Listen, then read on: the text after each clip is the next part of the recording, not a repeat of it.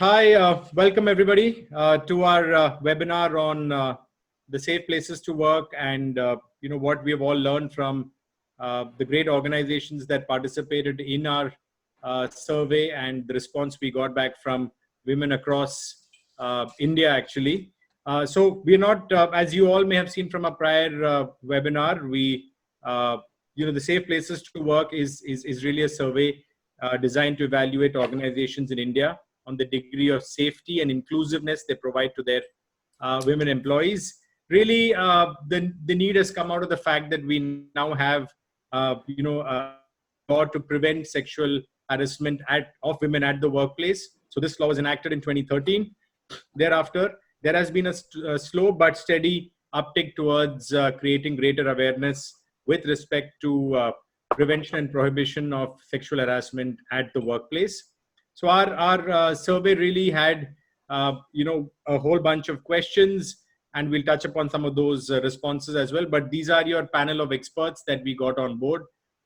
Really people with credibility and integrity who sort of guided the Rainmaker team on the survey, how it should be conducted, what are the kind of questions, how to finesse the questions, and so on and so forth. So Dr. Helen Joseph, Mr. Vivek Patwardhan, and Sandhya Menon, all three were on our panel and sort of ensured that we kept our survey as straight and narrow as we could. These, of course, are some of the organizations. These are all the organizations, in fact, that were certified as a safe place to work. So you can see all the names of the organizations that were certified as a safe place to work. And it's one of these organizations that we have the privilege of having on our webinar today, the Harbinger Group. So we will go into a little more detail about the Harbinger Group in a bit, but these are your organizations that were certified. And this is some of the data around, sort of the degree of harassment that women said that they faced at the workplace. Again, we have been through this before. So those of you who want to dive deep into the survey are welcome to download the full text of the survey from the Rainmaker website. It's all there. And that's our guest for today, Mr. Neville Postwalla, who heads up the talent management function at the Harbinger Group. So we are going to he's joining us today to tell us a little bit more about what really makes the Harbinger Group special, how they sort of ended up being one of the winners of the Safe Places to Work survey. What are the different initiatives they have at going on at the Harbinger Group. But before we get into that, I want to tell you a little bit about the Harbinger Group. It's a leading global provider of software products and services from 1990, in fact. So the Harbinger Group is headquartered in Pune. And the group companies include companies like Harbinger Systems, Harbinger Knowledge Products, and Harbinger Interactive Learning. Now, I don't want to take up too much time in telling you about the Harbinger Group because I'd rather let Neville do that, who's really been there at the Harbinger Group, and he knows the company really well. But the Harbinger Group is a global organization headquartered in Pune. They have offices in Redmond and in Dublin, both in the United States. That's the Harbinger Group. And then we have Neville Postwalla, who I've had the pleasure of meeting and interacting with on a number of occasions. He is the head of the talent management function at the Harbinger Group and has significant experience in digitization and automation of the human resources lifecycle. He's helped build excellent people experiences, creating world-class and scalable HR processes, designing new age learning interventions, establishing leadership success, and optimizing meaningful CSR programs. So this is something that's very interesting, and Neville will be addressing this later on during our session as well. Neville, interestingly, is an avid speaker, loves to share his views, and has been been invited to deliver keynote addresses at a number of different events, including most notably the 2019 Dun & Bradstreet People Leaders Summit on Reimagining HR, right? But here's what makes Neville really interesting. Neville is a theater actor and has performed in a number of plays in Mumbai and Pune. And he considers playing on stage, a sort of total stress buster and a confidence builder. So for those of you out there who are looking for tips on how to really manage stress and boost confidence, well, Neville's got this tip for you as well. He's a blogger and a food connoisseur. So Neville, I think even 24 hours a day are not enough for you, given everything that you have on your plate, so to speak. Yes, thank you, Anthony. Good to be here. Thanks for having me on this webinar. Yeah, I'll start with the fun stuff first. Yeah, acting is something that I really love to do.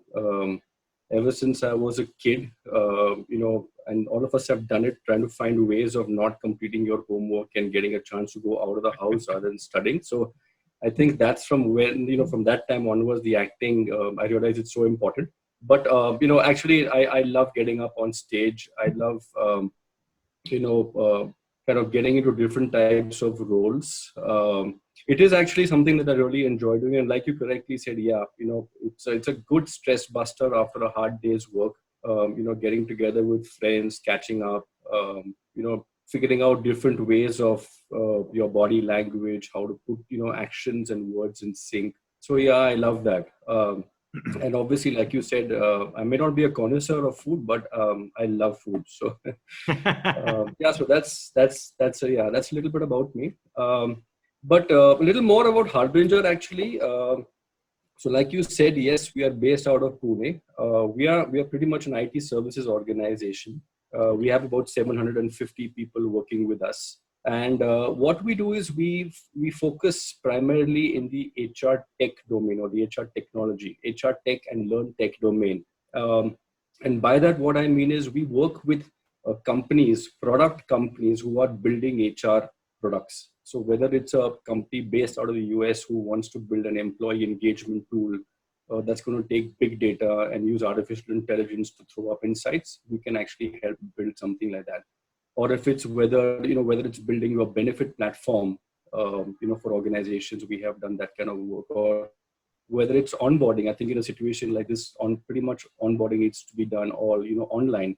So we have done various applications for our customers where onlining has been done, background verifications, performance management, surveys. I mean, pretty much everything under the entire HR umbrella is what we have worked on along with our great customers. So HR tech and learn tech is what we do. Harbinger Interactive also builds very engaging and interesting e-learning software. So whether it's taking an existing classroom-based or instructor-led training and converting that into a digital medium and providing interactivity, that is something we can do. We can modernize e-learning. So I think everything around HR tech and learn tech is pretty much what Harbinger does. So yeah, so that's a little bit about the organization. I've been with Harbinger for a little over 5 years now. I'm thoroughly enjoying, being with Harbinger. It's a great company. It's a fantastic place to work. I think the culture is really unique. I think we are definitely a safe place to work without a shadow of doubt. And probably as I go on and talk a little more, you guys will get a little more understanding of, why I think we're a safe place and a great place to be. Fabulous. So look, I want us to spend a little bit of time, in fact, talking about what makes the Harbinger Group special, what makes you all tick, and what makes you really a safe place to work. I mean, when we were passing through the sort of results, we realized that in particular, why Harbinger Group did really well is because some of the key questions like, whether women have experienced sexual harassment at the workplace by their supervisors or seniors or managers, those questions like that, the answers were all very, very positive in favor of the company, meaning that women actually had not experienced any such, or very, very negligible number of women had experienced such a negative atmosphere at the workplace. So most of them had rated the organization very high. The other thing that particularly stood out was the fact that the level of awareness, again, with respect to the internal committee and the POSH law, etc., was also very high. So, I mean, clearly you've the organization and you have worked hard to get there. What do you can you share some of the, sort of best practices with us? What have you done that has really got you this kind of accolades and this kind of, you've really built a wonderful environment clearly at the Harbinger Group. So what do you attribute that to?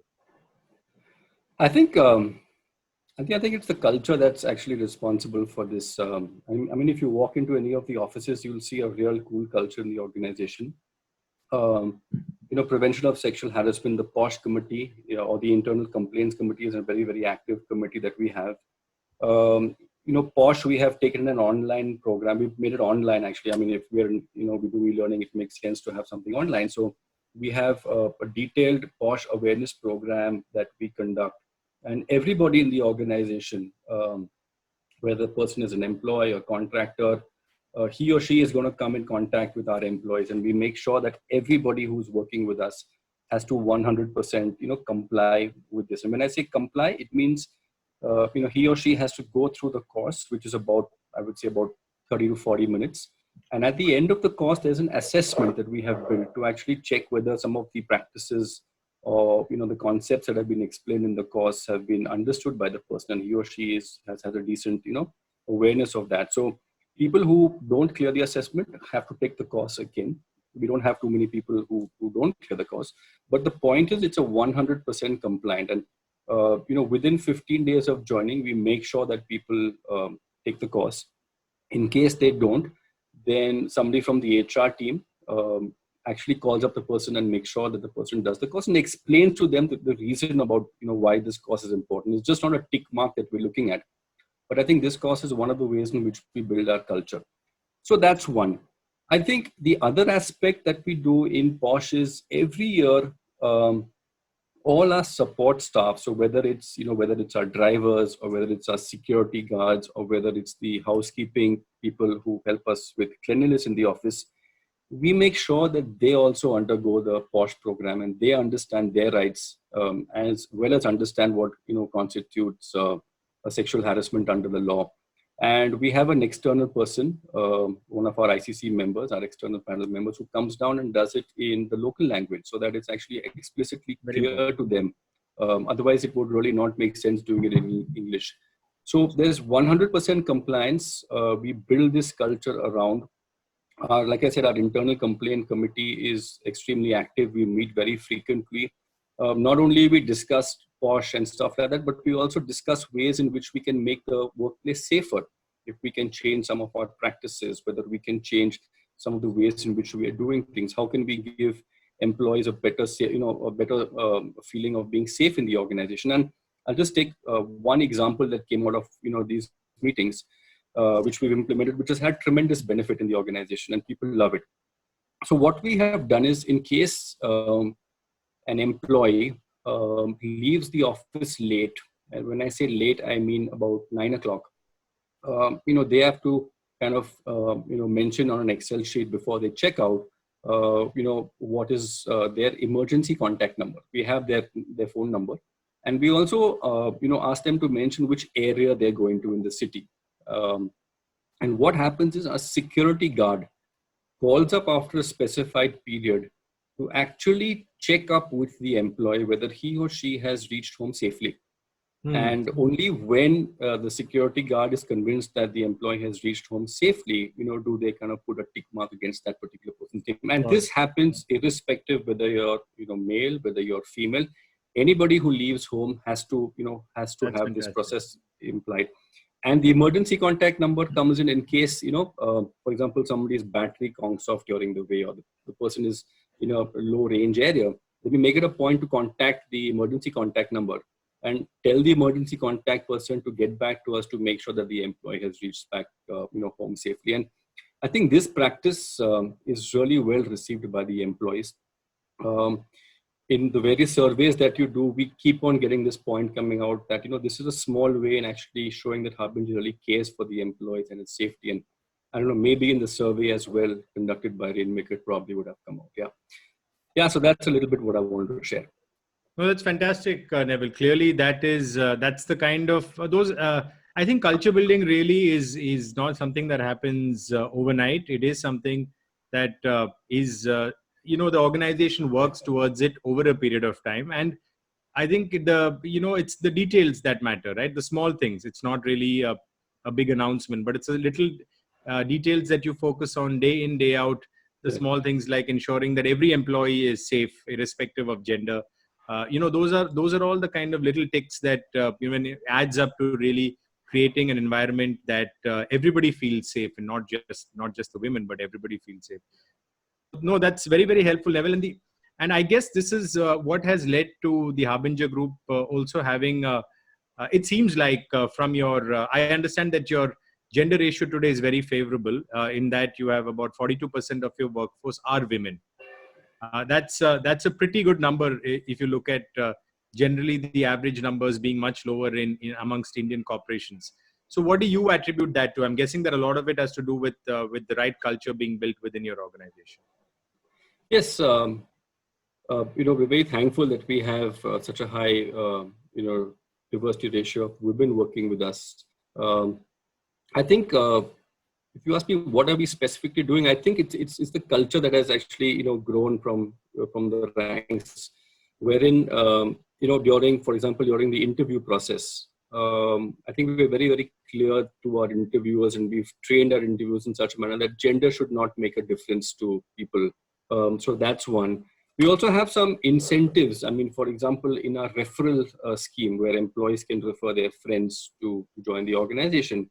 In case an employee refers a female candidate, then there's an additional referral bonus that he or she gets if the person actually joins. Fantastic. And Anthony, not only for women, but to be more diverse, we're encouraging differently abled people to be hired. So in case a differently abled person also is referred and selected, he or she gets a special referral bonus over and above the standard referral bonus that is applicable. So I think these are a few things that we do to make sure that we're kind of pretty much diverse in terms of gender. Also, one interesting thing that I personally do is whenever we have our salary increments or our salary revisions, I make it a point to actually make sure to check whether the increases or the increment percentage for the men and the women are equal. And I make it a point to do this myself, and I've been doing it for the last 4 years or so. And not only in the terms of salary increments, but I also look at the promotions to see whether women are getting promoted as much as men.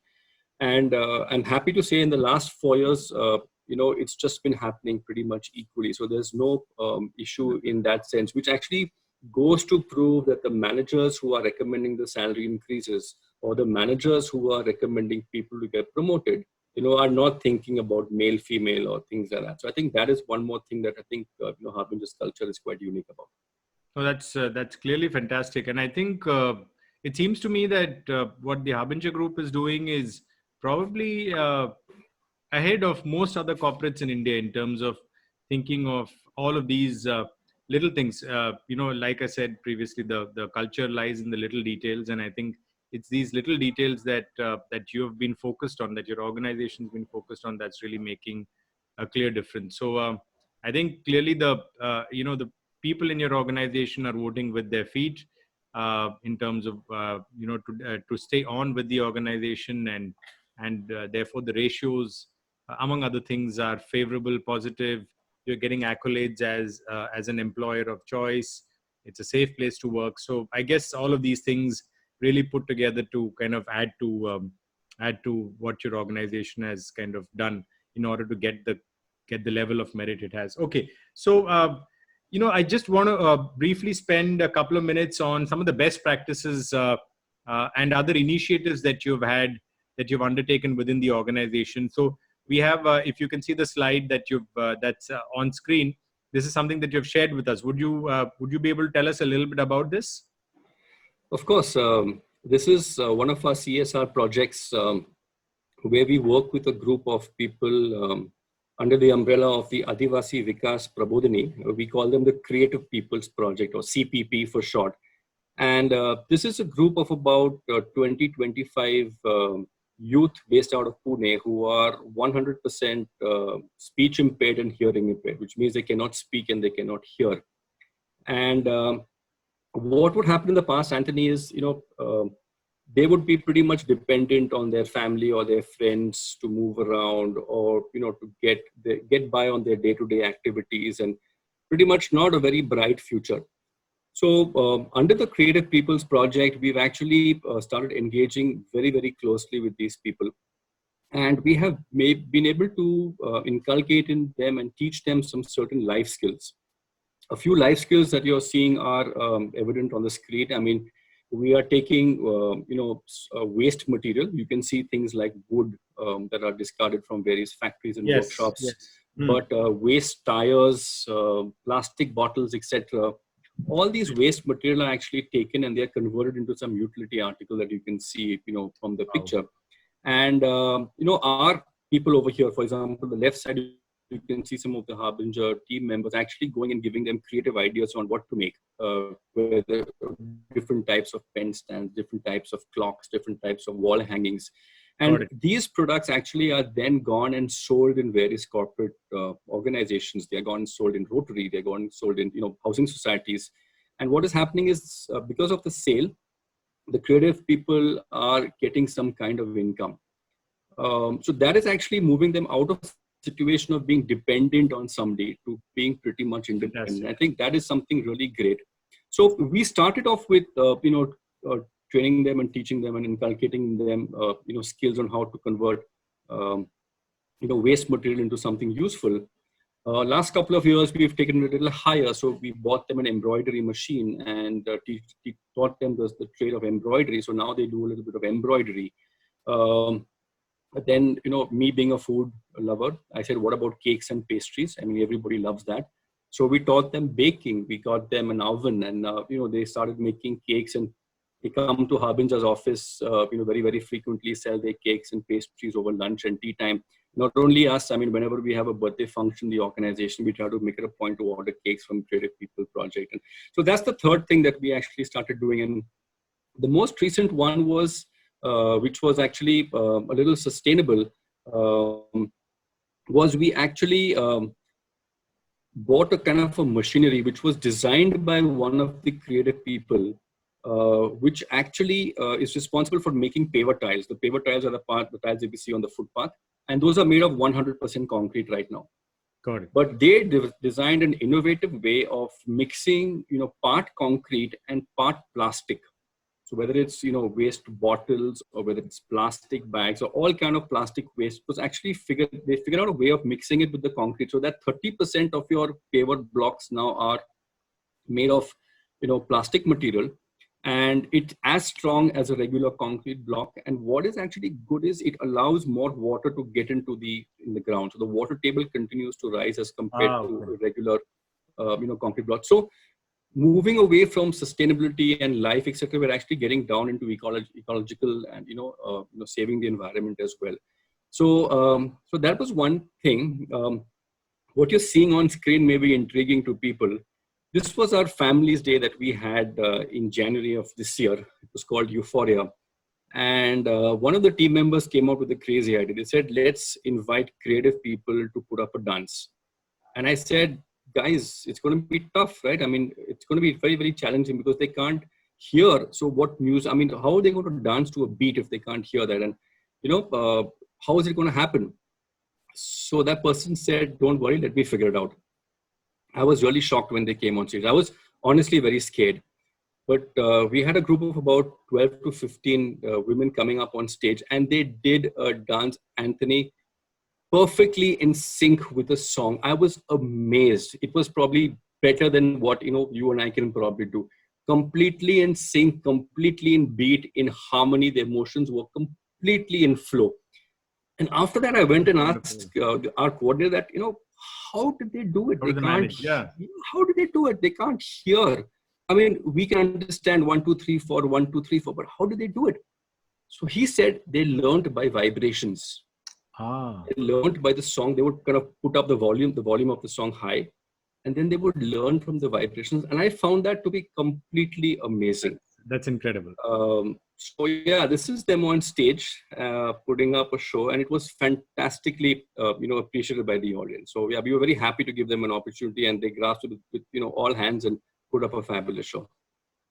Wow, that's really incredible. And how about this? Yeah, those are the paver blocks actually. So this is the contraption that part of the contraption that they've designed. So you can see the mold, and you can see the concrete, and interspersed are pieces of plastic. This is the kind of, it's a vibrating machine that settles and removes the air, and then it's put into baking and setting, and then it's kind of used. So this is, I'm guessing that these also then therefore last much longer than your regular ones. I would think so, yes. Yeah. Yep. Fabulous. This is incredible, Neville. I mean, this is just, clearly there's so much stuff that you're all doing in terms of also giving back to the environment that it's really incredible. So, we're almost at an end, in terms of how much time we have, but I just want to take maybe a minute or two more, Neville, and maybe ask you a little bit about, given the times that we are living in with the coronavirus or COVID-19, call it what you will, how are all of you managing in this new environment? The work from home, is your organization able to effectively support your clients in a work from home scenario? How are you as the talent manager for the entire organization? I'm sure this is a very big challenge for you. So can you share some best practices, tips, etc., that those who are watching this webinar can learn and take away in terms of a best practice as to how to deal with the new environment? And that's one. And secondly, do you believe this is here to stay in some shape, manner, or form? Is this the new normal? I mean, are we looking at a lot more flexibility in terms of working from home, because this is probably how organizations are going to be for at least the immediate future, if not the foreseeable future? Yeah, Anthony, I'd be lying if I said that, it's changed the way in which we work. It completely has. This kind of caught many organizations by surprise. And yeah, we adapted very, very fast. We ensured that all our employees, find ways to work from home. So whether we give them extra laptops, or we would connect their home machines to the desktops or the laptops within the office. We in a couple of days' time, so that we made sure that the continuity of work continued and our customers were not hampered.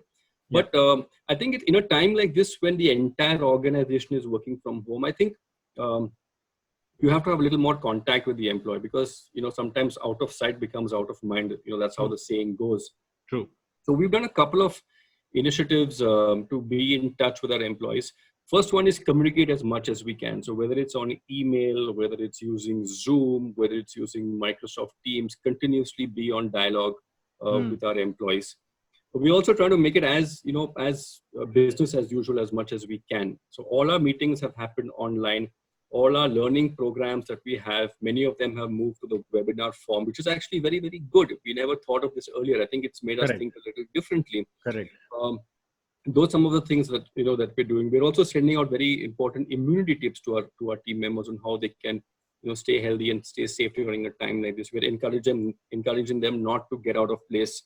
Our counselor, that we had a counselor in the past, so we've also kind of actively working with our counselor to make sure that in case any of the employees reach out to her, then she can kind of counsel them on anxiety, or the frustrations of staying at work and not going out of the house. So our counselors playing an active role. And another thing that we've done, I think probably could be unique in some ways or some forms, is a program called Vitamin, and it's VI, which is virtual, and MIN, which is mingling. So it's virtual mingling. Okay. This is a 30-minute program, Anthony, that we have every day, every working day from 4 o'clock to 4:30.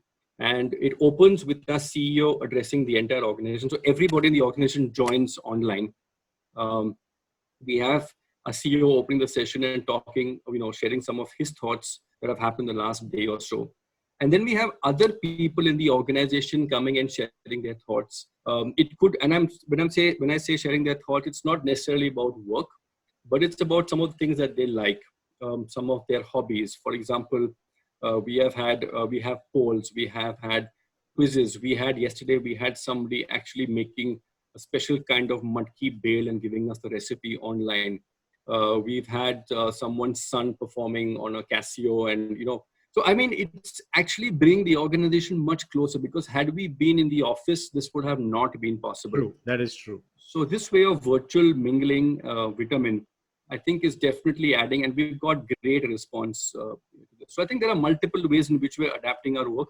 Whether this situation is here to stay, I think yes, it is. I think many organizations will start embracing work from home in a bigger way. It may not be like everybody working from home at one go, but Right. I think, work from home is going to become the new norm. Well, I've been speaking to professionals very similar to you, Neville, and a lot of them are saying that now they're actually looking at, why have they, taken up so much real estate? Why have they built these huge fancy offices when probably a quarter or a fifth or a third of the workforce could just as easily and effectively work from home and save the organization a lot of money as well in the process. So, I think organizations are having a long, hard think about this. And I think people are now coming around to the view that, even if you are virtual, you can still make everybody feel part of the same organization. And I Right. think the vitamin program that you just mentioned, it sounds absolutely fascinating. It's a great way to virtually mingle with all your colleagues, and probably is leading to greater mingling than previously in the real world. So all absolutely fantastic practices, Neville. Thank you so much for sharing that with us. Thank you. Okay, wonderful. So we are out of time, and we have to sort of now, we will end this part of the webinar right now. And I'm going to now throw the floor open for questions from all our participants. So as they ask the questions, Neville, I'm going to ask them of you, and then you can respond to the questions as appropriate. So thank you so much for your time thus far, and I look forward to sort of taking it forward with the questions. Thank you, Anthony.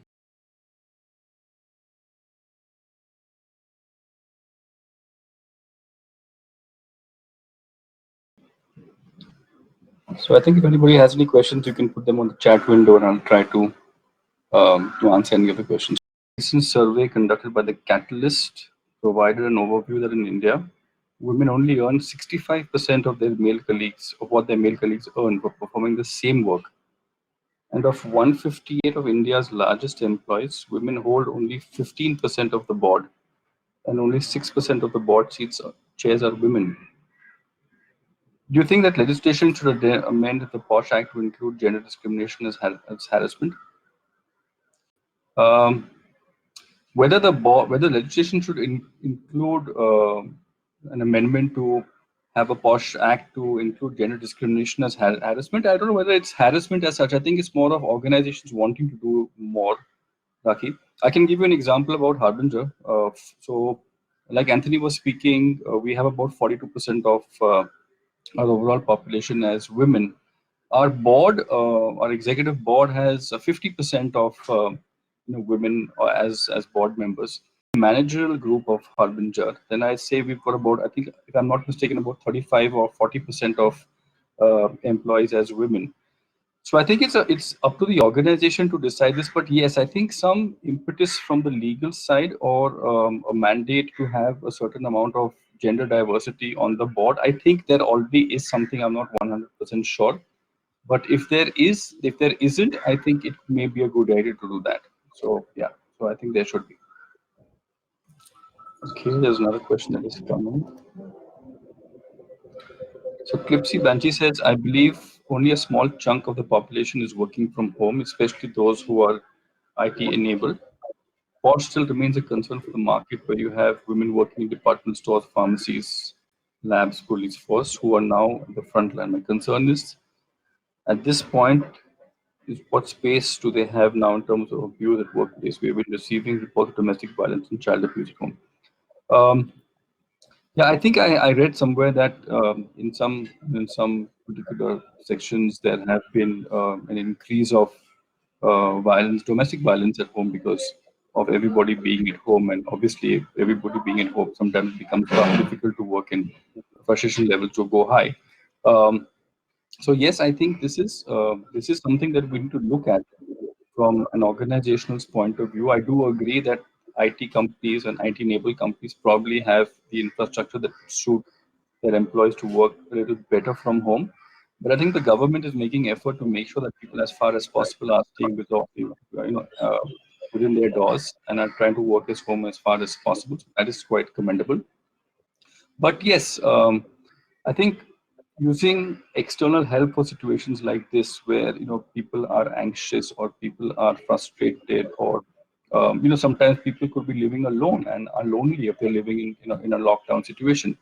And I think organizations across various industries, whether they're IT, whether they are in the manufacturing sector, whether they're in the automobile, pharma, healthcare, I think should consider having some external help as an option being provided to employees. And when I say external help, it could be having a counselor on call to take care of queries that people may have. Because sometimes when we're in a situation where we're in lockdown and we're lonely and we don't know what to do, it's very easy.